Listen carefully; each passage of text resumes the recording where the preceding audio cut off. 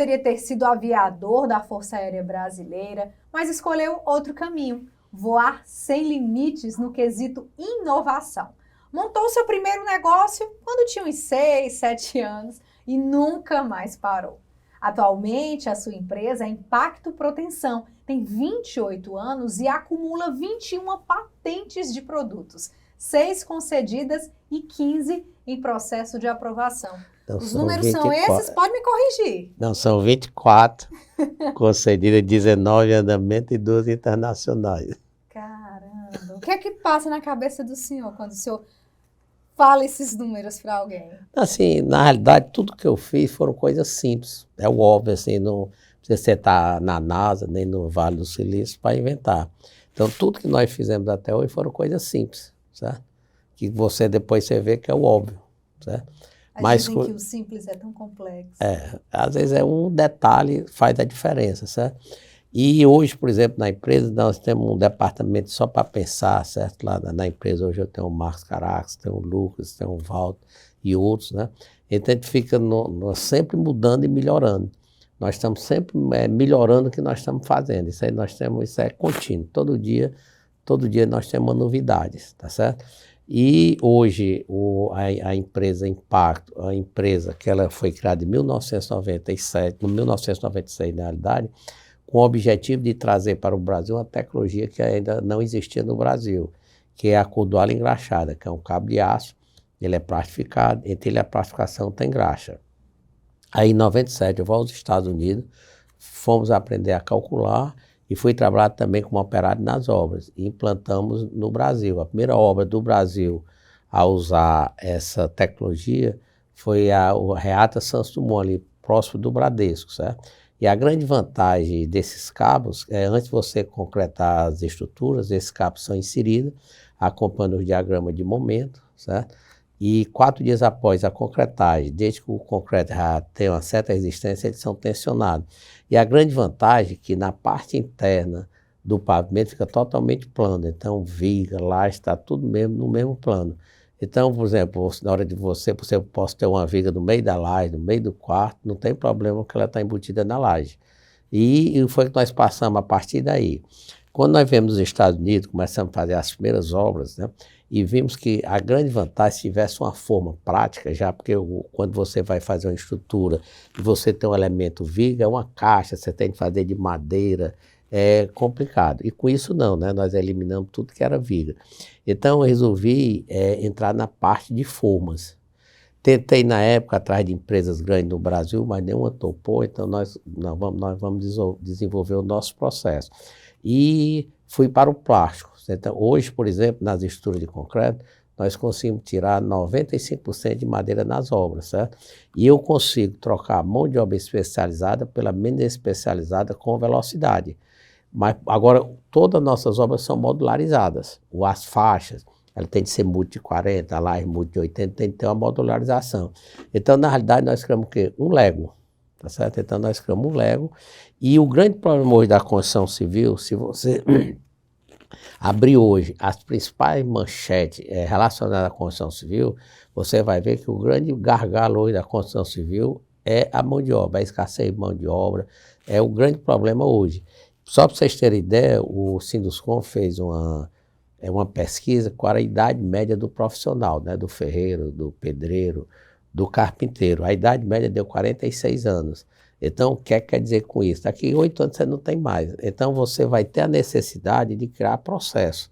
Porque a produtividade não é responsabilidade da mão de obra, e sim dos seus processos. Se você não tiver processo, esquece. Se você for fazer uma obra, como se fazia antigamente, né? Antes da Impacto entrar, madeira, viga, você pode pegar os melhores profissionais do mundo, mas não tem produtividade, certo? Eu dou sempre uma comparação com a indústria automobilística. Quando começou a indústria automobilística, eles passavam 12 horas para montar um carro e tinha um custo de $850. A Henry Ford criou uma linha de montagem, certo? Quando ele criou a linha de montagem, ele passou a fazer o carro em menos de 1 hora e o custo caiu para $250, tá certo? Agora, como foi que ele chegou na ideia da linha de montagem? Você vê como as coisas são simples. E tudo que nós fizemos foi mais ou menos baseado nisso. Ele, na época, contratou os melhores profissionais do mundo porque ele queria modernizar a indústria dele, mas não conseguia. Há um certo dia, ele entrou no frigorífico e viu no açougue lá matando um boi. Você vê matando um boi, né? O primeiro ele bota o boi, um tira o couro, o outro tira, vai várias etapas. Quando ele chegou no frigorífico e viu aquele dali, ele disse, vou implantar na minha indústria. Você vê uma ideia simples, né? Hoje, por exemplo... Tirado de um outro lugar. De outro lugar mais simples, né? E ele, na época, contratou os melhores profissionais do mundo e não conseguia deslanchar. Eu tenho, por exemplo, um pedido de uma patente, nesses cabos, eles têm um traçado parabólico dentro das estruturas, acompanhando os diagramas de momentos, né? E o grande problema é que você tem de abrir o projeto, aí sair marcando na forma, e aí tem que ter um profissional com a treina e tudo. Aí um dia eu estava no supermercado, no Frangolândia, ali na Horto Soares. Aí eu cheguei no supermercado e comecei a observar que a validade do ovo vem no ovo. Aí eu digo, rapaz, se eu conseguisse colocar o projeto no próprio cabo, já que ele é plastificado, né, ia facilitar bastante. Quando você jogasse o cabo, ele já sabia as posições. Aí fomos atrás de uma impressora aqui de datar os ovos, né? Mas aí veio o primeiro obstáculo, que você só conseguia marcar uma face. E nós fomos pesquisar, encontramos na França uma impressora que tem 3 cabeçotes, aí ele imprime 3 faces. E aí depois criamos umas peças que elas são numeradas, certo? E aí, por exemplo, você vai montar hoje, eu monto com servente, aqui é 10, pego 10, é 8, pego 8. E depois nós criamos, né? Aí as ideias, né, começam a fluir, né? Aí nós criamos, porque vamos criar agora um código de barra. Aí criamos um código de barra e desenvolvemos um aplicativo. Aí depois que você monta lá, você pega o celular e confere. E a grande vantagem é que fica registrada a conferência. Antes vinha a pessoa, o engenheiro, só é 10, tá ok, é 12, né? Não ficava nenhum registro, né? E vocês terem ideia, os Estados Unidos tem essa tecnologia desde o final da década de 60 e continua fazendo tudo manual. Então, uma simples observação de um ovo, né, deu para surgir tudo isso aí, né? E o senhor é responsável pelo primeiro hotel de plástico do mundo. A ideia do hotel é o seguinte, eu sou de Guaramiranga, nasci nessa propriedade. Com muito orgulho. E estudei lá, né? Então, eu queria deixar um legado para a cidade. E, na época, eu desenvolvi a casa de plástico. E, não, vou fazer como experiência, vou fazer um hotel lá em Guaramiranga. Eu sei que o pessoal disse que não ia dar certo e tal, né? Quando o pessoal começa a dizer que não vai dar certo, é porque você está no caminho certo, né? Aí, eu sei que nós fizemos ele todo de plástico. Hoje, 5 estrelas, né? E o interessante, no hotel, eu descrevo a história e boto, né? Tem muita gente que não lê. Tem gente que vai ao hotel, volta e não sabe que se hospedou no hotel de plástico, né? E já é uma referência na região.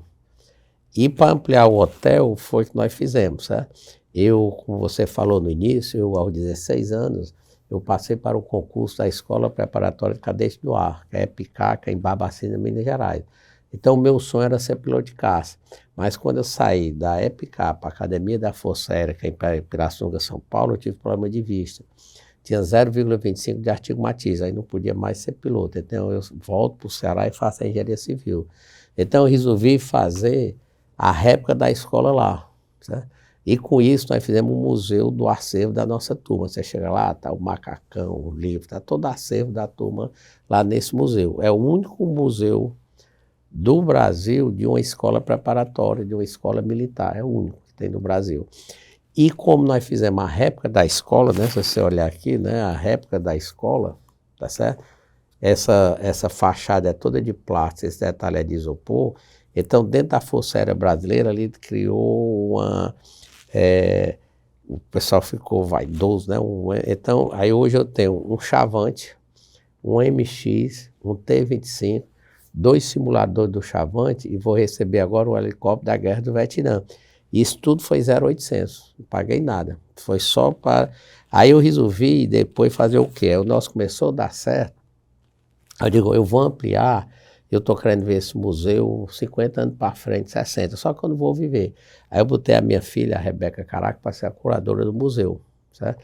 Eu digo, mas se eu deixar só o museu da época, ela não fez época, né? Então eu resolvi pesquisar pessoas que fizeram a diferença para o Brasil. E encontrei o presidente da República que assinou o decreto do ITA. Ele é lá de Guarabiranga, que é o José Linhares. E o idealizador do ITA é o Montenegro. Então lá você vai encontrar o Montenegro em tamanho real e o presidente José Linhares, eles contando a história.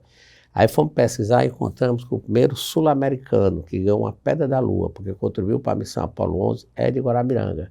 Então lá você vai encontrar o Fernando de Mendonça e o Neil Armstrong recebendo a pedra do astronauta Neil Armstrong, certo? Hoje ele vai fazer 100 anos esse ano, certo? E ainda está trabalhando no projeto para gerar energia através da fotossíntese. Aí fomos pesquisar mais, aí encontramos a primeira mulher que tirou o brevet no Norte e Nordeste, uma das primeiras do Brasil, é de Guarabiranga. Qual é o nome dela? É Rita Barroso de Albuquerque. Aí também o Luiz Severino Ribeiro, que foi um cara que deixou uma marca, né, violenta, né, em todo o Brasil de cinema, e hoje continua sendo a maior empresa de cinema do Brasil, que é a Kinoplex, que é gerenciado pelo neto dele. E a história dele é que o pai dele vai morar em Baturité, chegando em Baturité conhece a filha da Ana Felícia Caracas, casa com ela e nasce o Luiz Severino Ribeiro. E quando os pais morreram, deixaram uma propriedade em Guarabiranga com 180 sacas de café. Ele vende esse café e inaugura a primeira sala de cinema, que era o Majestic, no centro de Fortaleza. E daí ele foi para o Brasil todo. Mas resumindo, o dinheiro saiu de Guarabiranga, né? Se não fosse o café, ele não tinha, né? E ano passado, eles resolveram inaugurar o Museu da Engenharia da nossa turma. Então você chega lá, tem vários acervos, e isso aí nós vamos dar continuidade. E ano passado eu consegui, junto à Força Aérea Brasileira, a autorização para construir a Casa Encantada do Santos Dumont, que é lá em Petrópolis, né? Então hoje vai ter, no Brasil vão ser 2 casas, uma em Petrópolis e outra em Guarabiranga. E essa de Guarabiranga também vai receber parte do acervo do Santos Dumont. Quer dizer, são sonhos, né, que vão dando certo, né? Agora, isso tudo, se eu tivesse feito o acervo da nossa turma numa sala qualquer, não tinha saído do canto. Mas como nós tivemos a ideia de fazer a réplica da escola, então isso aí reverberou para todo canto. Uma vez o senhor disse em uma entrevista que o senhor concedeu, essa frase que eu achei bem forte. A inovação é a invenção que traz dinheiro. A invenção, né, não adianta só inventar. A diferença de invenção para inovação, a inovação é a invenção que gera dinheiro, gera emprego, né? Se você inventar um negócio e não for no mercado, não adiantou de nada, tá entendendo? Então tem de gerar recursos, principalmente empregos, né? Aí é a diferença de inovação para invenção. E qual a relação entre a sustentabilidade e o crescimento dos negócios? Hoje você tem ideia, né? Toda a forma que nós estamos usando é forma plástica. Então nós estamos evitando, como eu falei no início, nós estamos tirando praticamente 95% de madeira nas obras. Mas não é só eu troquei a madeira pelo plástico, não, nós criamos processo. E hoje nós estamos fazendo não só a parte de forma, porque tem muita empresa que, não, vou melhorar a minha escola, a minha torre. Nós estamos atuando, por exemplo, nós mudamos, você pegar isso aqui, é o Pave Plus, sabe? Que aqui já é uma invenção nossa. Nós estamos também focando em melhorar a própria estrutura de concreto. Isso aqui nós batizamos com Pave Plus. Eu sempre brinco que eu vou morrer, mas vou deixar uma laje batizada. Se você for hoje de norte ao sul do país e falar de Pave Plus, todo mundo já sabe o que é. É um sistema de estrutura que nós eliminamos os estribos das vigas, diminuiu a armadura, certo? E também você não há necessidade de botar a tela de mesa, certo? Então isso aqui inclusive em 2018, né, foi premiado pela CEBIC, né, como o projeto mais inovador na parte de estrutura de concreto. Então isso aqui foi uma ideia, né, que nós tivemos, e nós mudamos toda a concepção de cálculo da estrutura. Uhum. Então nós estamos atuando não só na parte da forma, mas como todo nas estruturas. E quais são os desafios de implementar essas inovações na construção civil? Como é que está hoje a aceitação? Pra você ter ideia, né? Essa aqui é uma ideia que tem uns 6 anos, certo? Onde nós temos mais obra hoje é essa daqui. Ela conseguiu ganhar o espaço das outras. Se eu pegar hoje a Impacto, né? Tudo que ela produz, né? O faturamento dela, quase 80% vem das nossas inovações. Nós estamos praticamente igual às outras empresas, é 20%, certo? E o no Ceará é legal, assim, porque nós já fizemos muita coisa e tudo assim faz com muita responsabilidade, faz teste de carga, de mercado, estuda muito, né? Então, por exemplo, aqui no Ceará, se eu chegar com ideia, todo mundo topa. Rapaz, vamos mudar a estrutura, vamos tirar a viga, todo mundo acredita na inovação. Por exemplo, lá fora, por exemplo, aqui eu comecei fazendo aqui no Ceará, se eu fosse começar lá fora, aí ia haver uma barreira, né? Tá entendendo? Mas assim, desconfiança. Desconfiança, né? Mas aqui não. Aqui tem consultor que liga para mim, caraca, se tiver alguma ideia, vem, vamos testar na nossa obra. E o mundo precisa, né? Porque a nossa situação climática não está muito legal, né? Mas o Brasil, né? Eu sempre brinco que o Brasil está condenado a dar certo. Apesar dos pesados. Agora tem de fazer diferente. Eu sempre digo assim, quem anda pelo caminho traçado só chega até onde os outros foram, né? Tem de ir fazendo diferente. Se não fizer, eu conto o caso da Kodak, né? A Kodak, ela em 1998, que não faz muito tempo, né? Ela tinha 170 mil funcionários, certo? E detinha 85% do mercado mundial, certo? E ela já tinha a tecnologia da câmera digital, mas ela resolveu apostar no papel. 14 anos depois ela faliu. Quer dizer, ela era uma empresa, se ela tivesse partido da frente, hoje era uma gigante, né? Porque as coisas mudam muito, né? Então, se você não tiver antenado, mudando, né? O senhor falou em exterior, a Impacto Proteção está revolucionando os processos de composição e aplicação do concreto protendido no Brasil, nos Estados Unidos e na Europa, que eles estão importando tecnologia cearense. Foi ano passado, né, isso que vocês celebraram, essa parceria, um contrato com uma empresa norte-americana e uma europeia, que vão utilizar essa tecnologia de vocês? Ano passado, né, nós fomos para uma feira nos Estados Unidos, né, de concreto protendido, eu comprei um stand, eu vou ver o que é que vai dar. Aí chegamos lá, eles estão mais atrasados que a gente, mas muito, na parte de estrutura de concreto. Aí eles já vieram aqui para Fortaleza, né, aí estamos negociando com eles, né. Aí veio os europeus e há um mês atrás recebi o pessoal da Arábia Saudita. Né? Por exemplo, da Arábia Saudita, nós estamos mais bem na frente deles. E em termos assim, hoje de inovação nas estruturas de concreto, quem está mais adiantado do Brasil é o Ceará.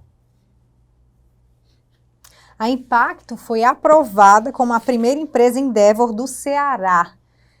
Explica para quem está nos assistindo o que é que significa isso, a Endeavor, como essa conquista se desenhou também. A Endeavor, né, é uma empresa sem fins lucrativos, né, e quem trouxe para o Brasil foi o Paulo Leme, é uma empresa internacional. Então, qual é o objetivo dela? Ir atrás de empreendedores, né, e empresas que crescem bem acima da média, certo? Então, você, por exemplo, em 2003, né, eu participei de 2013, na realidade, eu participei de uma seleção, certo? Isso era feito em São Paulo, né? Várias entrevistas com vários mentores, para você ser escolhido, porque para você ser empreendedor Endeavor, você tem de ir para o painel internacional. Então, na minha época, foram escolhidas duas empresas, a nossa e uma empresa de brinquedos. E nós fomos para o painel internacional no Vale do Silício, certo? E lá você era entrevistado por 6 pessoas, né? E você só seria empreendedor Endeavor se você tivesse os 6 votos. E nós fomos aprovados, né? Com isso, nós passamos a ser o primeiro empreendedor Endeavor do Ceará e o segundo do Nordeste. A vantagem disso é que você recebe muita mentoria lá em São Paulo. Então, aqueles grandes empresários, qual é o trabalho que eles fazem é dar mentoria para essas empresas que vêm crescendo. Isso foi muito bom para a gente, né? Aprendemos muita coisa.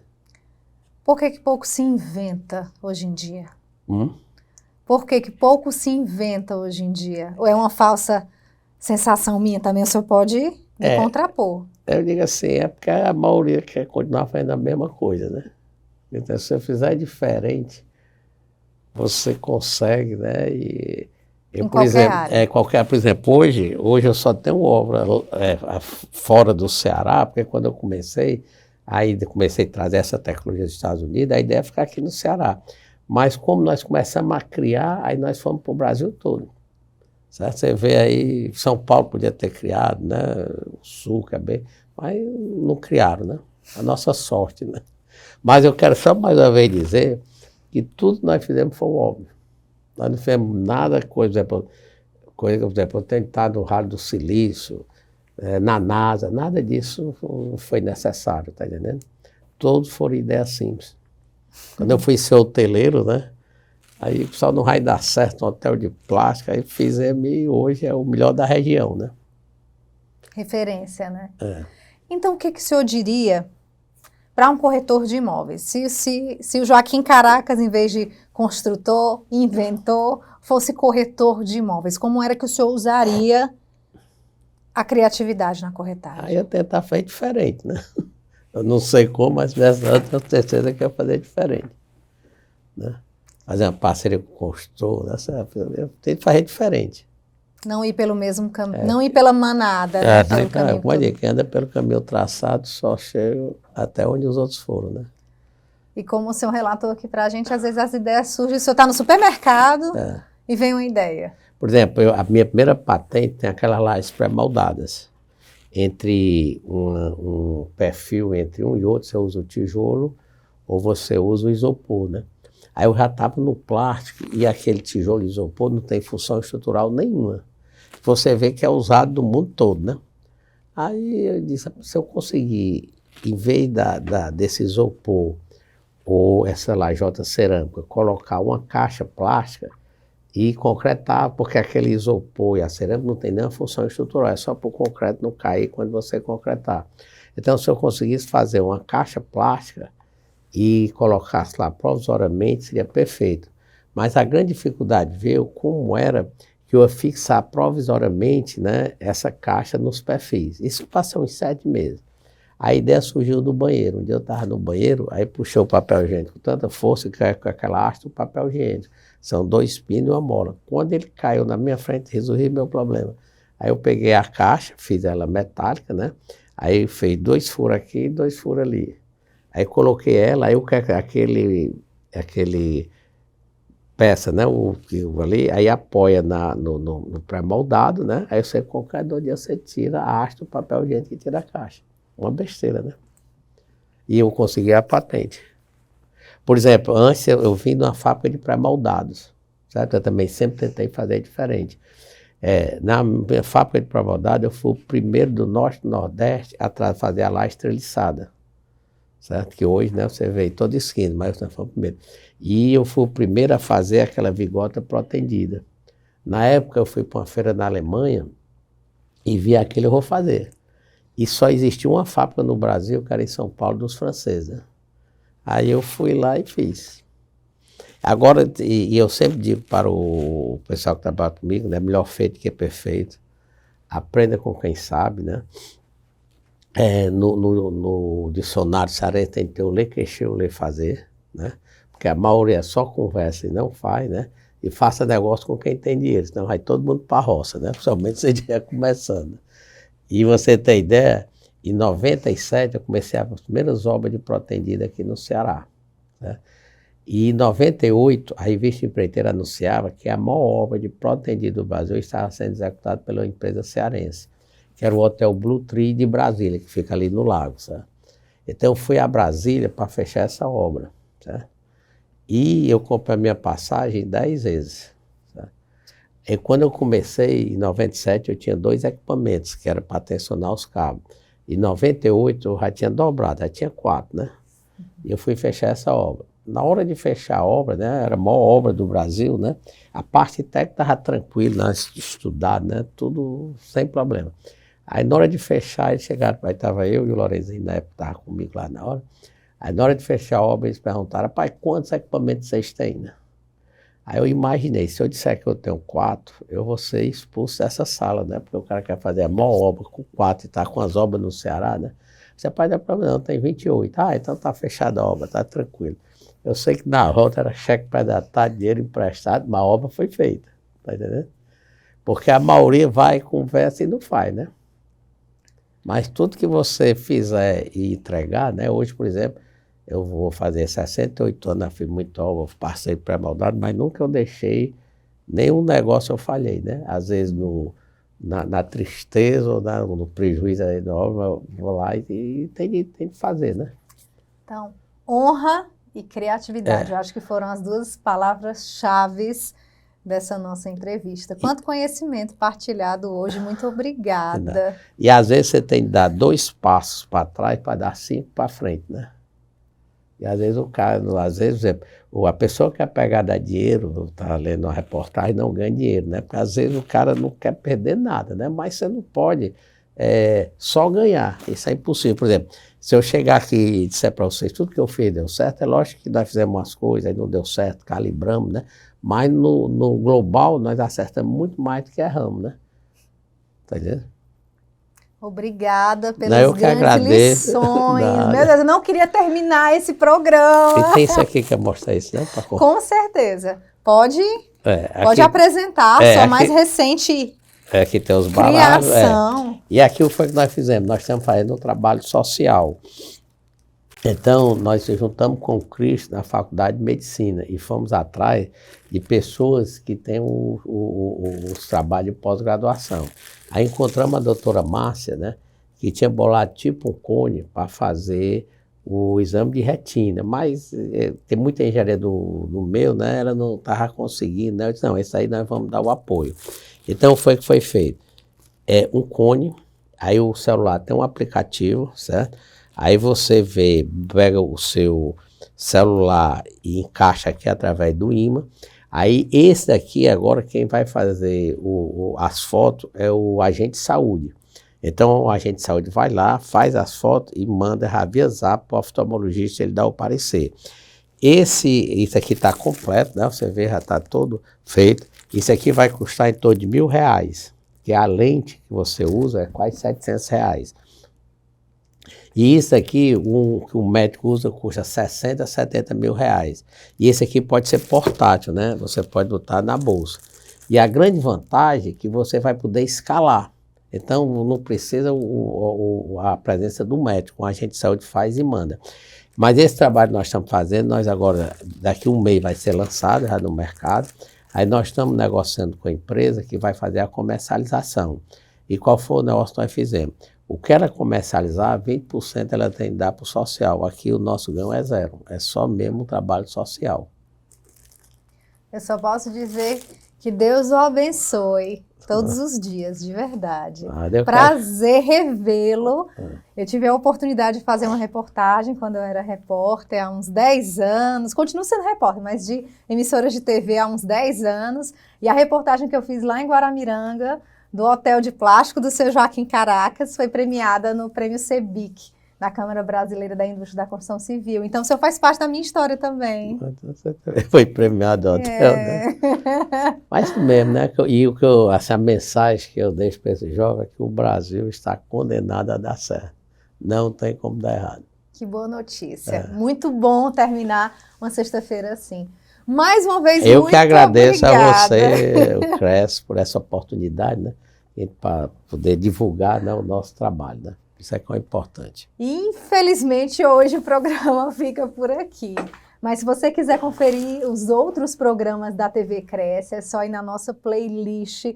Eu garanto que você não vai se arrepender. Tchau!